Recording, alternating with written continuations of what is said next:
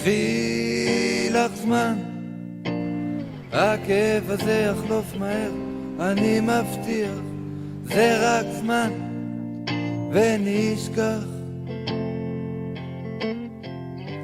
ואין עניין את הסתיו הזה בדמעות גדולות למרוח, ותמיד מעונן. ואיך לומר, כל הזמן את בין לבין ולא בדיוק ברור לך מה לומר שהפוך. וכל דבר מבלבל ומעורפל מכיר. יום שלישי והתאריך 3/10, שבוע ליום הולדת שלי. היום קמתי לבית ספר שמחה מהרגיל. גם היום זה שבוע ליום הולדת שלי, וגם אמא ואבא יצאו מהבית מוקדם. הייתי לבד בבית. חבל שלא נשארתי בו.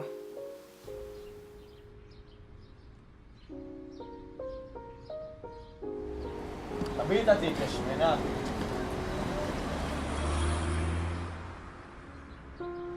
איך תגיעי לשם, יא דבה?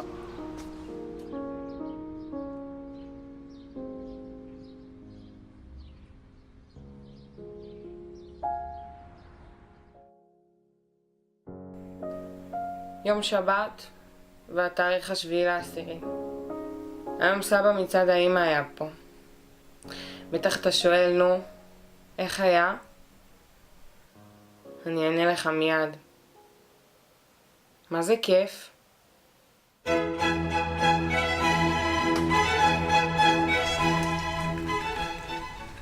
זה ממש טעים היום. די לבלוס, כמה את אוכלת? תראי כמה שאת שמנה.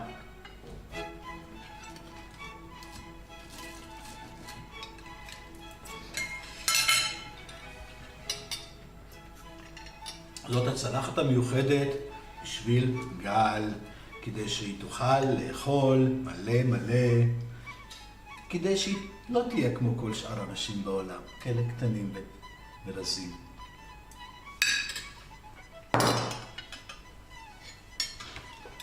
מה קורה עם הנסיעה? נוסעים בשבת. רותם, ביתה. גל, את מגזימה. אני לא מבינה. מה, אני חיה? אני כולה בן אדם. קודם סבא שלי יורד עליי מול כל המשפחה, ואף אחד לא אומר לו כלום. נראה שהם מסכימים עם כל מילה שהוא אומר. אחרי זה ההורים שלי מתייחסים אליי כמו ילדה בת 4, שלא יודעת מה לעשות ומה לאכול. תן לי לחייך להיות מוכר, ותן לי להספיק הכל עכשיו. לומד אותי למות, תראה של מן, או תן לי שאמשיך לחיות לעם.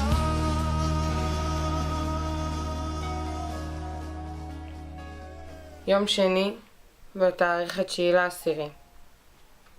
היום זה יום לפני היום הולדת שלי. החלטתי לא ללכת לבית ספר. שמעתי את אמא ואבא מדברים היום בבוקר על משהו שאחריו לא יכולתי ללכת לבית ספר. הייתי פשוט גמורה ממה שהם אמרו.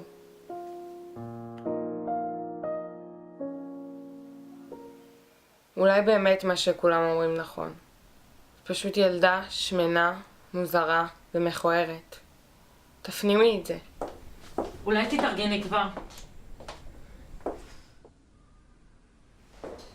מה אני אמרתי לך? אני אמרתי לך לא לקנות למראה.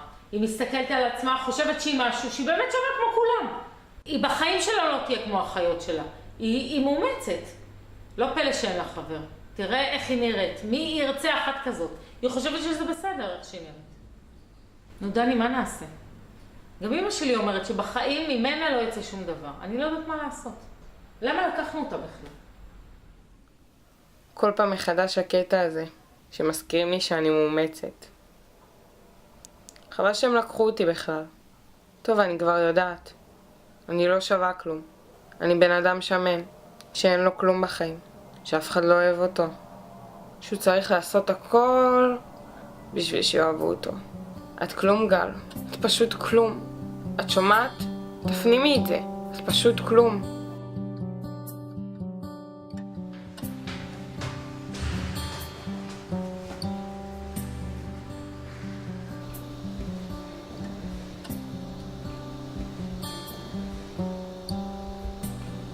כן, קניתי לה את זה. מקווה שהיא תאהב. סוף סוף סבתא שלי זוכרת את היום הולדת שלי. אולי הוא בכל זאת יהיה טוב. רגע.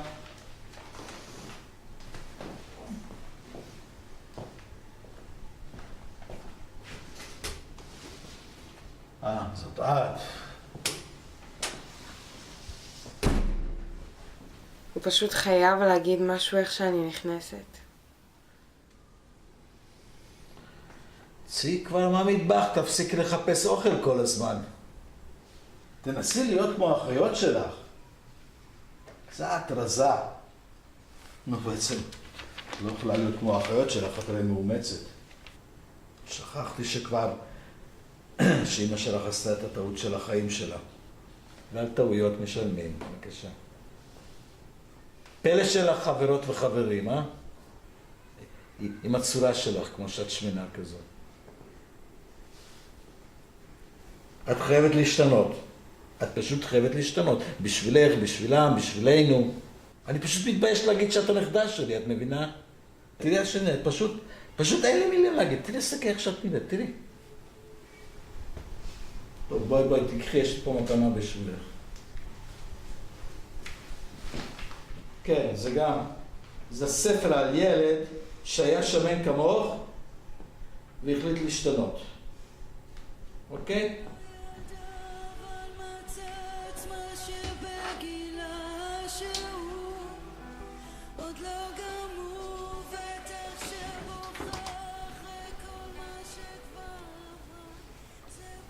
כל פעם שאני שומעת את השיר הזה, הוא עושה לי משהו.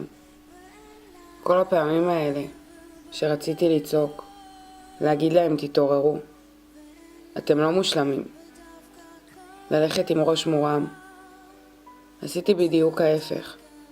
הלכתי עם ראש למטה. כאילו אני עשיתי להם משהו. כאילו אני כל הזדמנות שהייתה לי ירדתי עליהם. איך סבא יכול לדבר ככה על הנכדה שלו? אולי מישהו פעם אחת ולתמיד יכול להסביר לי? מה אני לא עושה בסדר? למה אני צריכה לסבול את זה? למה כל פעם אני שותקת להם? ולהגיד לי שעוד לא יצא ממני כלום? ושאני צריכה להשתנות בשבילו? אני באמת לא מבינה. מה בן אדם שמן שונה מרזה? ולמה מתייחסים לזה כמו מחלה? אני ארצח אותם, פשוט ארצח אותם.